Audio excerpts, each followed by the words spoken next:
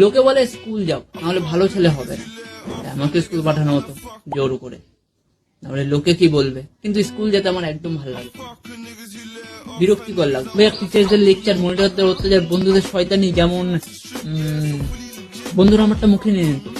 এরকম করলে কার রাগ হবে না বলতো? তাই এসব থেকে বাঁচতে একদিন আমি ঠিক করলাম আমি স্কুল যাবো না। কিন্তু এদিকে আমার মা আমাকে স্কুল পাঠাবে, সে যাই হোক না কেন। তাই সিচুয়েশন বুঝে আর কিছু না ভেবে আমিও মাকে বলে দিই আমার পেটে ব্যথা করছে। তারপর মাও সাথে সাথে বলে দেয় ঠিক আছে, যেতে হবে না স্কুল।